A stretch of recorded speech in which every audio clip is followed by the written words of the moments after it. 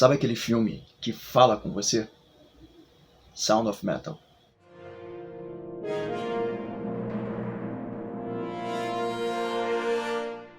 Fala galera, mais um Mesa Pocket, dessa vez para falar de Sound of Metal, que no Brasil teve o nome de O Som do Silêncio. Eu acho que é o primeiro filme do diretor chamado Darius Marder, eu não tinha ouvido falar dele, eu acho que é o primeiro trabalho dele, e cara, que trabalho. A história ela é bem fácil de você captar, mas pelo fato de ser simples, uma história simples, ela não é simplória. Nessa história, o baterista é Ruben, que é interpretado pelo Riz Ahmed, eu acho que é assim que se pronuncia, e ele é baterista, né? Ele é músico junto com a namorada dele, interpretada pela Olivia Cooke, que faz a Lu, que aliás ela tá muito bem nesse filme.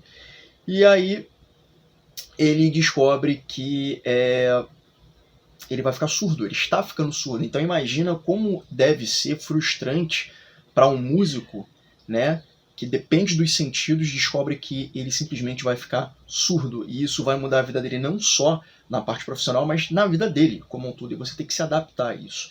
Então é uma história que é muito intimista. O filme já começa com uma porradeira só. Ele já ali na bateria, mandando ver. E depois que a gente tem esse primeiro impacto audiovisual, a história ela vai se desenrolando e a gente vai vendo quão intimista e pessoal são os acontecimentos, né? A ponto de o espectador sentir empatia pelo Ruben e começar a imaginar como é que seria a nossa vida se a gente estivesse no lugar dele. Esse é o poder do filme e esse é o poder de atuação do Riz Ahmed. Daí então o casal, né, decide procurar ajuda, né? O Ruben está decidido a querer encontrar uma forma de tentar minimizar os efeitos da perda de audição, né, nessa condição que ele tem. Em um dado momento, né, ele busca ajuda, né, e aí vem a seguinte questão no filme: você tem que aceitar essa condição, e não há nada de errado nisso, ou você luta contra essa condição. Então é um discurso interessante, se você aceita ou se você combate isso. E o Ruben claramente ele quer porque quer recuperar, né, ou manter o mínimo da audição que ele tem. Ele perde aproximadamente, acho que 80% da audição.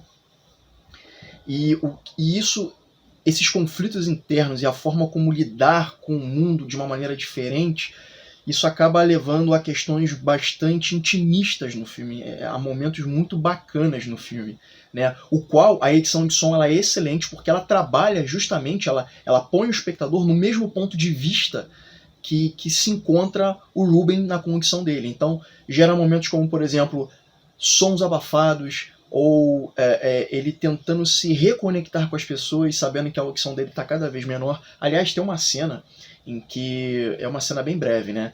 Em que, não só essa, várias, que estão tocando piano e tem um grupo de crianças que também tem a mesma condição que ele, e aí eles começam a sentir a vibração do som do piano, colocando a mão em cima do piano, abraçados no piano, ou em alguns momentos, como por exemplo, quando ele está num escorrega, e o escorrega ele é feito de metal, e aí ele bate no metal do escorrega para o menino colocar o ouvido e sentir a vibração. Então tem muitos desses momentos mais intimistas de você redescobrir o mundo e você até se conectar com o que o Ruben passa e você sentir essa empatia por ele.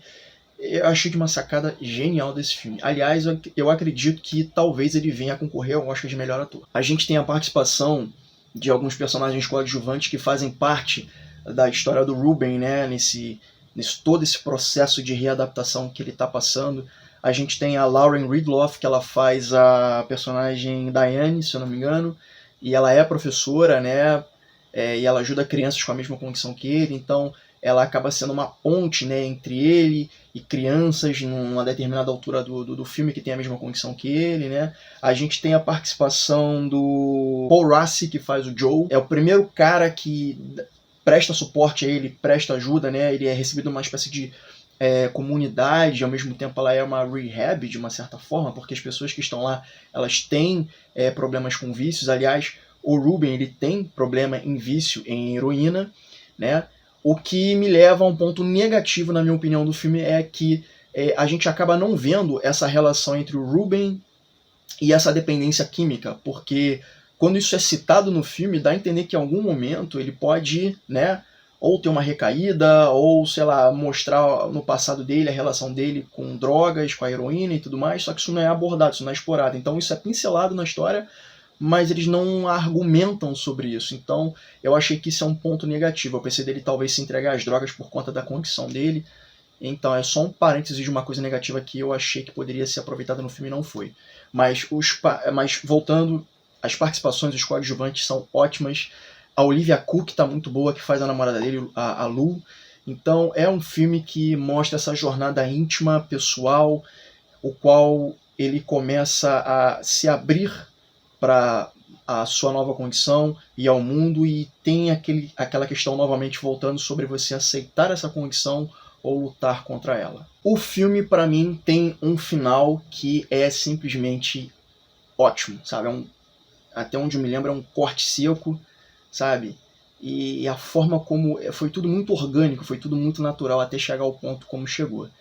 Então acho que por conta de toda essa história, de toda essa jornada do Ruben, da gente se identificar com ele, e a edição de som, sabe? Tem momentos que ele extravasa a raiva dele tocando bateria, e eu me identifico muito com isso, com o Ruben, porque assim como o Ruben, eu também tenho muita questão interna, acho que todo mundo tem, e 2020 foi um ano difícil, né?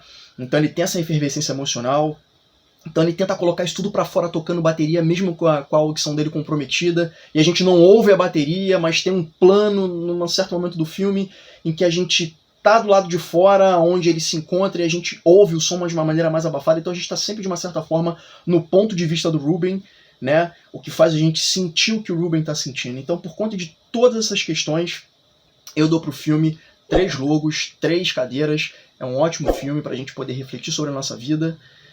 E, cara, que filme, que experiência. Então é isso, galera. Negação, negociação, adaptação e aceitação. São elementos que estão na história desse filme e que faz com que a gente sinta empatia pelo Ruben, porque é uma coisa que acontece na nossa vida, não necessariamente ligada à condição de surdez. Mas o filme tem esse impacto de fazer com que a gente se coloque do lado dele, se coloque no lugar dele. É isso, galera. Para os idealizadores desse filme, parabéns. Palmas. Valeu, galera.